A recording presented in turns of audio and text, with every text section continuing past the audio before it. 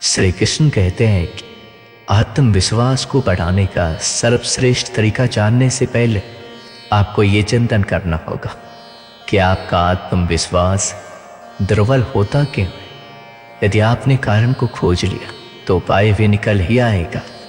मैं आपको बताने जा रहा हूँ वह अमूल्य तरीका जो दुनिया में सर्वश्रेष्ठ मोटिवेशनल स्पीकर के द्वारा बताया गया है।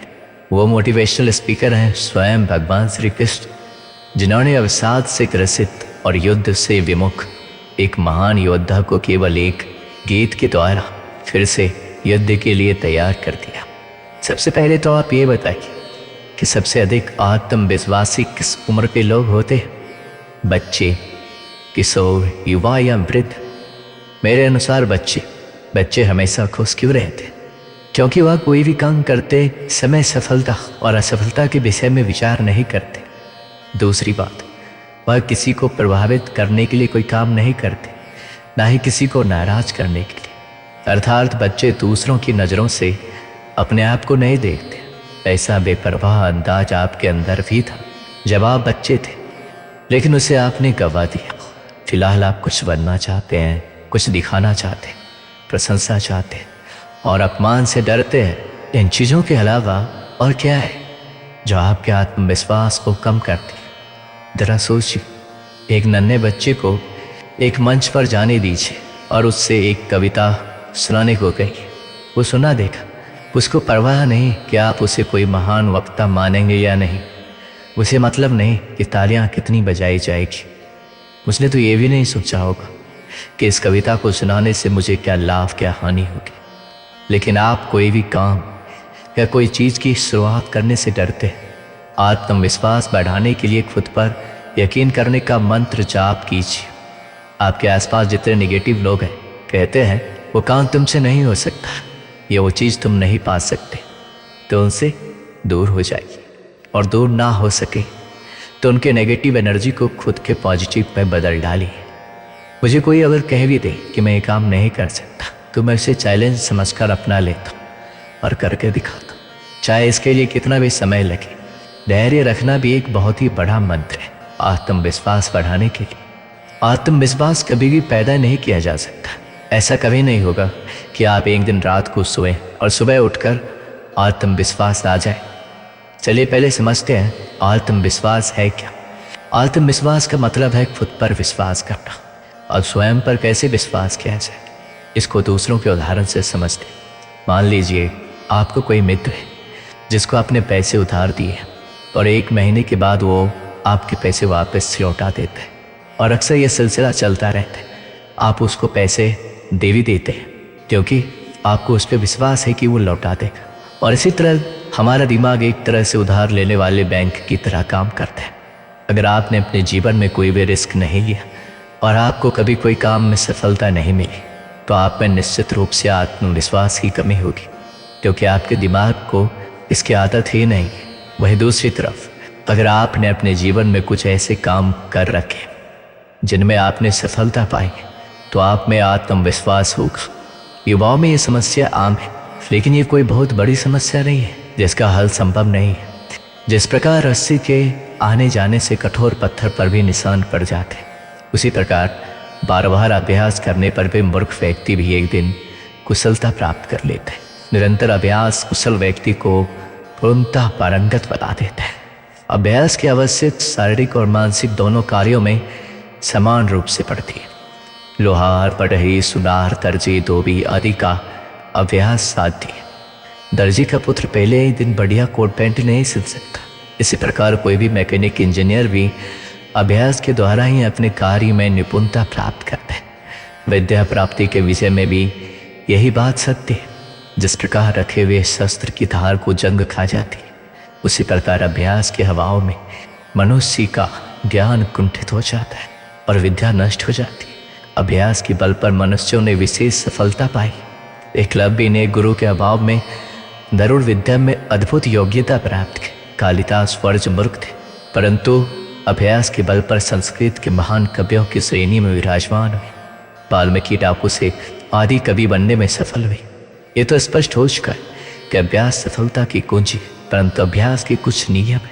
अभ्यास निरंतर नियम पूर्वक और समय सीमा में होना चाहिए। यदि एक पहलवान एक दिन में 1000 दंड निकाले और 10 दिन तक एक भी दंड ना निकाले तो इससे कोई लाभ नहीं होगा। अभ्यास निरंतरता के साथ साथ धैर्य भी चाहता है। एक आत्मविश्वासी व्यक्ति वही करता है जो उन्हें सही लगता है, भले ही वह अलोकप्रिय हो। वह अपनी गलतियों को स्वीकार करता है और उनसे सीखता है। जब आप में आत्मविश्वास खोने लगे तो आप अपने आप से बात करें। आप कभी भी आत्मविश्वास महसूस नहीं करेंगे यदि अगर आपके दिमाग में नकारात्मक विचार चल रहे हैं जो आपको बता रही है कि आप अच्छे नहीं हैं। आप आत्मचर्चा के बारे में सोचें, अपने आप से वैसे ही व्यवहार करें जैसा आप अपने अच्छे दोस्त से करेंगे और अपने आप को खुश करें। आप उन चीज़ों के बारे में सोचें जिनमें आप अच्छे। हर किसी के पास ताकत और प्रतिभा होती है। आपकी ताकत क्या है?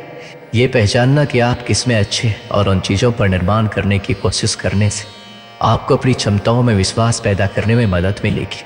इसके अलावा कुछ ये भी कहते हैं कि आपको उन कमियों पर काम करना चाहिए जिससे आपको वास्तव में डर लगता है। डर लगना सामान्य है मगर डर कर किसी काम को करना ही नहीं, ऐसा सोचकर छोड़ देना उचित नहीं। यह आपके आत्मविश्वास पर नकारात्मक प्रभाव डालता है। इसलिए ऐसा काम करना चाहिए जो आपको हर दिन डराता हो। किसी और की मदद करना अक्सर हमें अपने बारे में भूलने और हमारे पास जो कुछ भी है उसके लिए आभारी महसूस कराने में सक्षम बनाता है।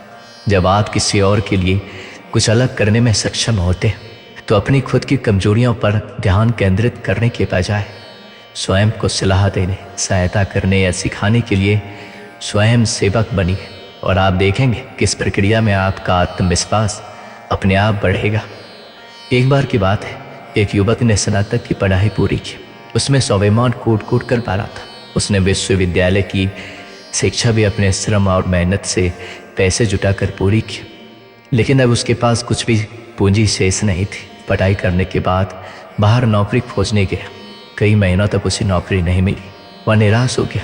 पैसे खत्म हो जाने के कारण उसे 2 दिन से खाना भी नहीं मिल पाया था। किराया ना देने की वजह से उसे अपना कमरा भी छोड़ देना पड़ा। अब वह रात में पार्क की बेंच पर सोने लगा। उसे निराशा ने घेर लिया था और उसे अपना जीवन बेकार लगने लगा। वह नौकरी ढूंढने के लिए जहाँ भी चाहता उसे नौकरी नहीं मिलती।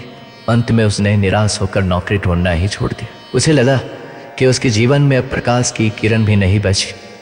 अब उसके कपड़े भी फटने लग गए थे। पैसों की कमी भोग के कारण उसकी दशा बहुत ही बिगड़ती जा रही थी। इस वजह से नौकरी में जाने के लिए इंटरव्यू देने का आत्मविश्वास भी उसके पास नहीं बचा था। काफ़ी कोशिशों के बाद उसे एक रद्दी से होटल में बर्तन मांजने की नौकरी मिली। इससे उसे जैसे तैसे खाने को तो मिलने लगा, लेकिन अब भी उसे सोने के लिए पार्क की बेंच पर ही जाकर सोना पड़ता। वह एक रात अपने भविष्य की चिंता में लेटा हुआ था। अचानक उसे आसमान में लाल मोटे मोटे अक्षरों में लिखा हुआ दिखाई दिया, अपने आप पर विश्वास रखो। वह सारी रात सो नहीं सका और व्याकुलता से सुबह होने की प्रतीक्षा करने लगा। सुबह होते ही उसने अपने मन में वह पुनः बात दोहराई, अपने आप पर विश्वास रखो। वह उठा, नदी किनारे गया। वहाँ जाकर अच्छे से मुंह हाथ धोया और दाढ़ी बनाई। इसके बाद वह मोची के पास गया और उससे बूट पॉलिश मांग कर अपने जूते चमकाई। इसके बाद वह मन में दृढ़ संकल्प लेकर नौकरी खोजने निकला। अब वह किसी कार्यालय में जाता तो उसका स्वागत होता था, क्योंकि अब वह पहले की तरह नहीं लग रहा था। उसके कपड़े वगैरह तो अच्छे नहीं थे, लेकिन उसके मुंह पर आत्मविश्वास की झलक थी। वह जो कुछ भी कहता उसमें आत्मविश्वास झलकता था। सौभाग्य से उसे नौकरी मिल गया। नौकरी इतनी अच्छी नहीं थी जितना वह चाहता था, लेकिन फिर भी काफ़ी अच्छी थी। सबसे बड़ी बात यह थी वह अपनी समस्या को सुलझाने में सफल रहा। इस कहानी से हमें क्या सीख मिलती? कई बार व्यक्ति परिश्रम तो कर रहा होता है, लेकिन उसे उसका फल प्राप्त नहीं होता। इसमें आश्चर्य करने की कोई बात नहीं है, क्योंकि कभी कभी व्यक्ति काम अपनी आशा और आकांक्षाओं के विरुद्ध कर रहा होता है। वह जिस वस्तु को प्राप्त करना चाहता है परिश्रम उससे उल्टा ही करता है। उसे विपरीत परिस्थितियों में घबराना नहीं चाहिए, अपने ऊपर विश्वास रखना चाहिए और धैर्यपूर्वक सही दिशा में अपने लक्ष्य को प्राप्त करने के लिए प्रयत्न करते रहना चाहिए। ऐसा करने से हमें सफलता निश्चित ही मिलेगी, इसे कोई रोक नहीं सकता।